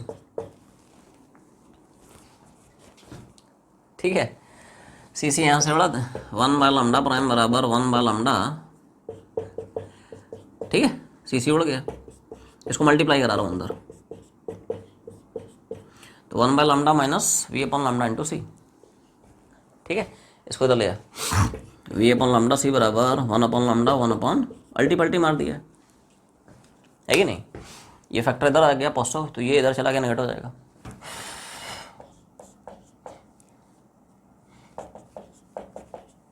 है कि नहीं। तो ये lambda prime minus lambda upon lambda into lambda prime, एक लैम्डा निपटा सकते हैं, है कि नहीं। ये क्या है, this is change in wavelength. अच्छा, हमें पता है चेंज इन वेवलेंथ काफ़ी छोटा होता है, तो करीब करीब लैम्डा लैम्डा प्राइम बराबर होता है, क्या बोला, चेंज इन वेवलेंथ जो होता है this is very very very small, जिसकी वजह से करीब करीब लैम्डा और लैम्डा प्राइम बराबर बराबर आता है, क्लियर है। तो लैम्डा और लैम्डा प्राइम बराबर बराबर है कि नहीं, लैम्डा और लैम्डा प्राइम सेंस बराबर बराबर है, तो जहाँ पे लैम्डा प्राइम देख रहा है ना उसकी जगह साहब लैम्डा ही डाल देते हैं, तो फ्रैक्शनल चेंज इन वेवलेंथ का साहब ये छोटा सा एक्सप्रेशन यहाँ से प्रूव हो जाता है, क्या। तो साहब ये छोटा सा डेरिवेशन है, this change in wavelength, this is initial wavelength, relative velocity of source and observer या source and receiver, and this is of course speed of light in air vacuum, ठीक है, 3 × 10⁻⁸ मीटर पर सेकंड। अब यहाँ पे आप थोड़ा सा ध्यान से नोटिस करें, तो इस केस में भी क्या हुआ है, इसको बोलते हैं फ्रैक्शनल चेंज इन वेवलेंथ, क्या बोला, फ्रैक्शनल, ये मान ले परसेंटेज चेंज इन वेवलेंथ पूछता है, क्या बोला, परसेंटेज चेंज इन वेवलेंथ, तो फ्रैक्शन चेंज इतना है, 100 से मल्टीप्लाई करा दें, तो ये छोटे छोटे एक्सप्रेशंस अपने को याद रखना है, ठीक है। या चेंज इन वेवलेंथ पूछा तो लैम्डा से मल्टीप्लाई करा दे, क्या पूछा, चेंज इन वेवलेंथ कितना है, बोले तो डेल्टा लैम्डा कितना है, तो लैम्डा इंटू वी बाई सी, तो ऐसे रिलेट करके याद रख लें, चाहे रिसीडिंग हो चाहे अप्रोचिंग हो, ठीक है, इसमें फ्रैक्शनल चेंज इन वेवलेंथ का फार्मूला, चेंज इन वेवलेंथ का फार्मूला या परसेंटेज चेंज इन वेवलेंथ का फार्मूला ये सेम रहते हैं, सिर्फ किस में चेंज आता है, अपरेंट फ्रीक्वेंसी में, अप्रोचिंग है तो प्लस आ जाता है, रिसीडिंग है तो माइनस आ जाता है, तो ऐसे रिलेट करके याद रख ले। दूसरी बात सुन, v बराबर न्यू इंटू लैम्डा, सिंस यहाँ पे रिसीडिंग है तो फ्रीक्वेंसी घट जाती है जिसकी वजह से वेवलेंथ बढ़ जाती है, और लाइट यहाँ पे शिफ्ट कर जाती है टूवर्ड्स लॉन्गर वेवलेंथ, जिसको हम बोलते हैं रेड शिफ्ट। यहाँ पे कैसी शिफ्ट ऑब्जर्व होती है, जो रिसीवर हमारा डिटेक्ट करता है ना लाइट, जैसे आपने सोर्स से लाइट भेजी, ठीक है, तो यहाँ पे फंडा क्या हुआ है, सिंस फ्रीक्वेंसी घट गई, ये है ना, न्यू प्राइम बराबर nu into 1 minus v by c, है कि नहीं, तो फ्रीक्वेंसी घटी ना रे, तो फ्रीक्वेंसी घट गई, तो फ्रीक्वेंसी के घटने से लैम्डा बढ़ गया, तो सोर्स ने जब लाइट भेजी और जब उसको डिटेक्टर ने रिसीव किया, डिटेक्ट किया, तो उसने देखा कि जो लाइट रिसीव हुई उस लाइट की वेवलेंथ थोड़ी सी बढ़ गई है, तो लाइट यहाँ पे शिफ्ट कर गई टुवर्ड्स लॉन्गर वेवलेंथ, इस शिफ्ट को नाम दिया गया रेड शिफ्ट, ये नाम याद रखना है, क्या बोला, ये जब light shifts towards longer wavelength, क्या बोला, लॉन्गर वेवलेंथ, ये फंडा है, इस शिफ्ट को नाम दिया गया, क्या बोलते हैं साहब, रेड शिफ्ट, क्या बोलते हैं, ये बस अपने को याद रखना है, तो ऐसे रिलेट करके याद रख ले, क्या याद रखना है, कि अगर तो सोर्स एंड ऑब्जर्वर, ठीक है, दे आर अप्रोचिंग है कि नहीं। तो ऐसे केस में जो फ्रीक्वेंसी है बढ़ जाती है, वेवलेंथ घट जाती है, लाइट शिफ्ट कर जाता है towards shorter wavelength, blue shift is observed. और अगर सोर्स एंड ऑब्जर्वर रिसीड करते हैं तो फ्रीक्वेंसी घटी, वेवलेंथ बढ़ी, लाइट शिफ्ट कर गई टुवर्ड्स लॉन्गर वेवलेंथ। लॉन्ग है ना एक्चुअली, है कि नहीं। वेब ग्योर, क्या याद रखना है, वेब ग्योर, इस डायरेक्शन में लैम्डा बढ़ रहा है कि नहीं। तो लैम्डा बढ़ गया, इसका मतलब रेड की तरफ भाग रही लाइट, इसलिए शिफ्ट को नाम दिया गया रेड शिफ्ट। इसमें फ्रीक्वेंटली सवाल बनते हैं कि सोर्स एंड ऑब्जर्वर रिसीडिंग है तो बता 4 ऑप्शन छाप देगा कौन सी शिफ्ट है, तो शिफ्ट का नाम याद रखना रेड शिफ्ट, ठीक है। अप्रोचिंग है तो ब्लू शिफ्ट और रिसीडिंग है तो रेड शिफ्ट। अब बोलोगे साहब ये जो डॉपलर इफेक्ट एंड लाइट हमने पढ़ा है इसका यूज़ क्या है। तो डॉपलर इफेक्ट इन लाइट का जो फिनोमेना है it is generally used to justify the theory of expanding universe, है कि नहीं। हमारा जो पूरा इंटायर यूनिवर्स है ना, पूरा जो ब्रह्मांड है, इसका वॉल्यूम कांस्टेंट नहीं है, इसका वॉल्यूम इंक्रीज कर रहा है। और ये स्टीफन हॉकिंग सर ने भी हमें बताया है, ठीक है। उनकी एक बहुत फेमस एंड पॉपुलर बुक आई है a brief history of time, right. तो उसको पढ़ना जरूर, मज़ेदार बुक है। वो उसने थोड़ा सा क्वांटम मैकेनिक्स घुमा दिया एक्चुअली तो उसमें कई बार गाड़ी अटक सकती है। तो स्टीफन सर ने भी बताया है कि हमारा जो यूनिवर्स है इसका वॉल्यूम कांस्टेंट नहीं है, ये एक्सपैंड कर रहा है। सुनने में अजीब सा लग रहा है नहीं, पूरी दुनिया का जो वॉल्यूम है वो कांस्टेंट नहीं है, ये भी बढ़ रहा है अमेजिंग। तो एक्चुअली में उसको आप प्रूव कर सकते हैं using this phenomena of Doppler effect on light. कैसे, तो फंडा ये होता है कि जैसे कोई स्टार है, कोई गैलेक्सी है, उसने लाइट भेजी और हम अर्थ के सरफेस पे अपना एक डिटेक्टर लेके बैठे हैं। तो उसने लाइट भेजी, ठीक है, और हमारा जो रिसीवर है, जो डिटेक्टर है, उस लाइट को डिटेक्ट कर रहा है। तो उसमें हमें रेड शिफ्ट ऑब्जर्व होती है। ऐसा हम एक्सपेरिमेंटली देखते हैं, एक्सपेरिमेंटली मेजर करके देखते हैं। क्या बोला कि साहब कोई यूनिवर्स में कोई स्टार है, गैलेक्सी है, उसने लाइट भेजी और हम अर्थ के सरफेस पे, हम कहाँ पाए जाते हैं, अर्थ के सरफेस पे एक रिसीवर लेके बैठे हैं, ठीक है। तो रिसीवर ने हमें रेड शिफ्ट शो करके दिखाया। क्या शो किया, रिसीवर ने साहब हमें रेड शिफ्ट शो करके दिखाया। अब ये तुम्हें याद रखना है, ब्लू शिफ्ट का मतलब क्या होता है, source and observer they are moving towards each other. Red shift का मतलब क्या होता है, source and observer they are moving away from each other, है कि नहीं। तो क्या पक्की बात है, ये जो स्टार है या जो गैलेक्सी है, स्टार या गैलेक्सी है, it must be moving away from us. ये अर्थ के सरफेस से दूर जा रहा होगा, तभी तो हमें रेड शिफ्ट मिली। भाई जब दूर जाएगा, जब वो रिसीडिंग होगा, है कि नहीं। रिसीडिंग के ही केस में फ्रीक्वेंसी घटती है लेकिन वेवलेंथ बढ़ती है, फ्रीक्वेंसी घटती है लेकिन वेवलेंथ बढ़ती है। लाइट शिफ्ट कर जाता है टुवर्ड्स लॉन्गर वेवलेंथ, जिसको हम बोलते हैं रेड शिफ्ट। तो यहां से हमें जस्टिफाई हुआ कि यार ये जो स्टार या गैलेक्सी है ये हमसे दूर जा रहा है, तो पक्की बात है जो हमारा यूनिवर्स है वो एक्सपांड कर रहा होगा, दूर जा रहा है ना, मतलब उसके पास और बहुत सारा वॉल्यूम है, उधर भाग रहा है। तो this justifies the theory of expanding universe. क्या बोला, hence the star must be moving, क्या, away from earth, moving away from earth, which justifies, है कि नहीं, the theory of expanding universe, theory of expanding universe, ऐसा है। तो theory of expanding universe को जस्टिफाई करने के लिए हम डॉपलर इफेक्ट ऑन लाइट का फिनोमेना यूज करते हैं। तो साहब इसमें डॉपलर इफेक्ट ऑन लाइट में सवाल नंबर 1 में, ठीक है,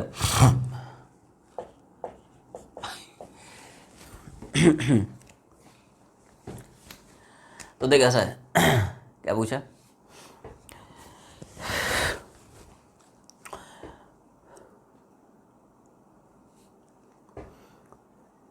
light is received from a distant star.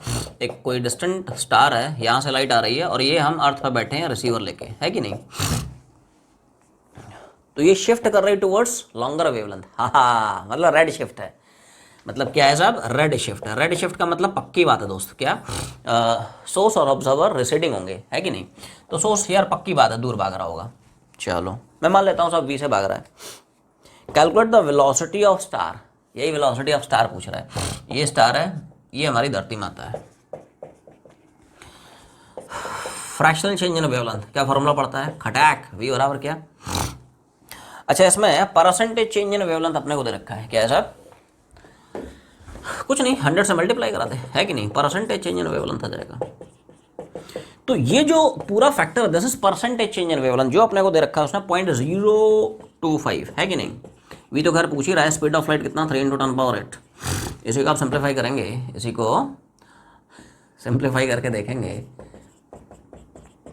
अच्छा इसमें ध्यान ये रखना है कि यार ये जो फॉर्मूला है इसमें v क्या होता है, this is relative velocity, this is what, not absolute velocity, this is relative velocity. अच्छा तुम्हें रिलेटिव वेलोसिटी नहीं पूछ रहा है, क्या पूछ रहा है, वेलोसिटी ऑफ स्टार। एक बार बता, ऐसे सोच, अर्थ को हम अज्यूम करेंगे टू बी एट रेस्ट, है कि नहीं। अर्थ का मूवमेंट कोई बहुत ज़्यादा होता नहीं है कि नहीं, अर्थ ऑलमोस्ट रेस्ट पे मानेंगे। तो सोच के बता, क्या जो इसकी वेलोसिटी होगी वही तो यार क्या स्टार और अर्थ की रिलेटिव वेलोसिटी भी हो जाएगी, ये सुनो।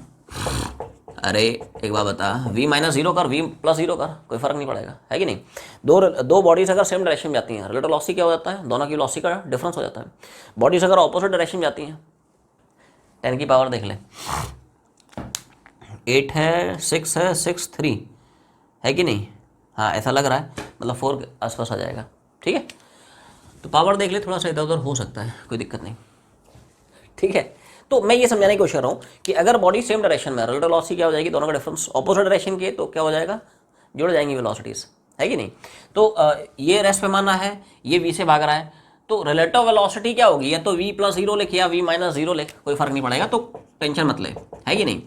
तो जो रिलेटिव वेलोसिटी होगी स्टार एंड अर्थ की, वही एक्चुअली में स्टार की एब्सोल्यूट वेलोसिटी। तो ये जो v आपने निकाला है, ये चाहे आप रिलेटिव वेलोसिटी बोलें या एब्सोल्यूट वेलोसिटी ऑफ स्टार बोलें, एक ही बात है कि नहीं। एब्सोल्यूट वेलोसिटी ऑफ स्टार बोलें, एक ही चीज़ है, कोई दिक्कत नहीं जी सर। तो इसमें जब सवाल में earth is moving towards a fix star, अब इसने बोला कि साहब जो स्टार है, स्टार मतलब जो आपका सोर्स है कि नहीं, जो सोर्स है ये फिक्स्ड है, इसकी वेलोसिटी 0 है, लेकिन हमारा जो अर्थ है, धरती माता है कि नहीं, ये मान ले किसी वेलोसिटी से इसकी तरफ जा रहा है, अप्रोच कर रहा है, ठीक है। तो अप्रोचिंग वाला केस हो गया, मतलब फर्स्ट केस हो गया, है कि नहीं। सेकंड वाला हम लोग रिसेटिंग वाला केस डिस्कस किए थे। ऑब्जर्वर ऑन अर्थ, अर्थ पे हम मान लो कोई ऑब्जर्वर को बिठा देते हैं, रिसीवर को बिठा देते हैं, है कि नहीं। तो क्या बोला उसने कि observer on the earth observes a shift of 0.58 angstrom, ये शिफ्ट है, शिफ्ट मतलब डेल्टा लैम्डा की वैल्यू है, ठीक है। फाइंड आउट एक्चुअल वेवलेंथ, सीधा सीधा सवाल है। तो फ्रैक्शनल चेंज इन वेवलेंथ का हमें पता है, चाहे अप्रोचिंग और रिसीडिंग दोनों में कॉमन फार्मूला है, क्या है कि नहीं, ठीक है भाई। तो अपने को क्या पूछ रहा है, एक्चुअल वेवलेंथ, मतलब लैम्डा पूछ रहा है। तो लैम्डा को क्या मैं ऐसे भी ले सकता हूँ, कोई शक नहीं, है कि नहीं। लैम्डा बराबर डेल्टा लैम्डा इंटू c/v, सारी वैल्यू गिवन है, चिपका दे।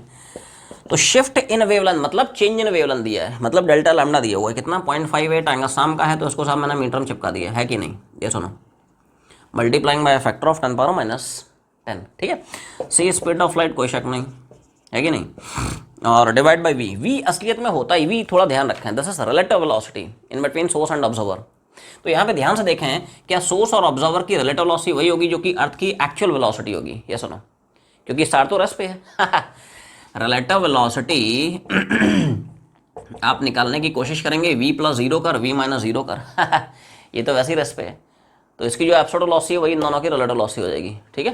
तो कोई दिक्कत नहीं है। तो साहब जो रिलेटिव वेलोसिटी आएगी वो same as it is velocity of earth, और अर्थ की साहब वेलोसिटी कितनी गिवन है अपने को, 30 km/s, उसको मीटर/सेकंड में लिया, तो v की वैल्यू मैंने डाल दिया 30 × 10⁻3। तो उसको सॉल्व करके देखेगा तो एक्चुअल जो वेवलेंथ आएगी, इट इज यहाँ से तो भाई ऐसा ही सिस्टम में ही आएगा मामला, है कि नहीं।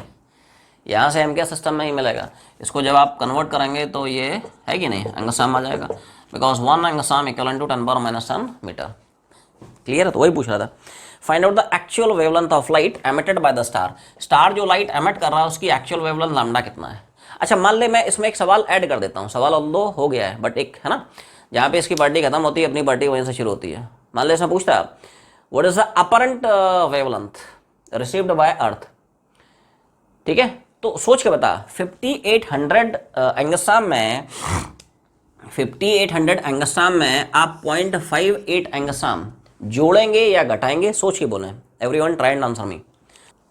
भाई आप दिमाग लगाएं थोड़ा सा, यहाँ पे अप्रोचिंग वाला केस है, तो अप्रोचिंग में वेव फ्रीक्वेंसी बढ़ जाती है, वेवलेंथ घट जाती है। ये थोड़ा सा एक बेसिक आइडिया रखें, है कि नहीं। v बराबर न्यू लैम्डा, ठीक है, रटना नहीं है चीज़ों को, थोड़ा सा लॉजिकली समझना भी है। लैम्डा बराबर c अपॉन न्यू, क्योंकि अप्रोचिंग है तो यार यहाँ पे फ्रीक्वेंसी बढ़ जाएगी, लैम्डा घट जाएगी।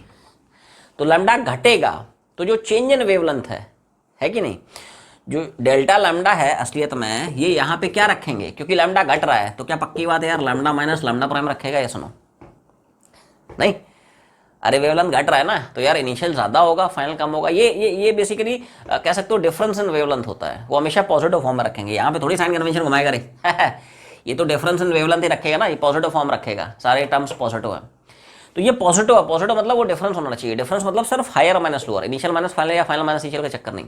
तो हमें पक्की बात है यार लैम्डा घट रहा है मतलब इनिशियल ज़्यादा होगा, फाइनल कम होगा तो अब यहाँ से अपरेंट वेवलेंथ आप निकाल सकते हैं। तो यार घटाना पड़ेगा, जो एक्चुअल वेवलेंथ आप निकाले हो उसमें से जो चेंज इन वेवलेंथ है, जो डिफरेंस इन वेवलेंथ है, घटाना पड़ेगा to get the value of apparent wavelength received on the surface of earth.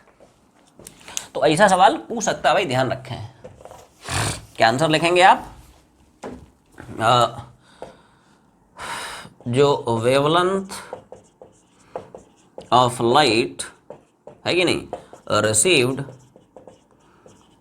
On the surface of earth, तो उसको निकालने के लिए जो एक्चुअल वेवलेंथ आई 5800, उसमें से जो डिफरेंस इन वेवलेंथ है, जो चेंज इन वेवलेंथ है, जो शिफ्ट इन वेवलेंथ है 0.58, उसको घटाना पड़ेगा, है कि नहीं।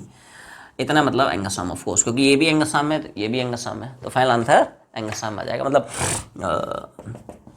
कितना दिख रहा है बोल?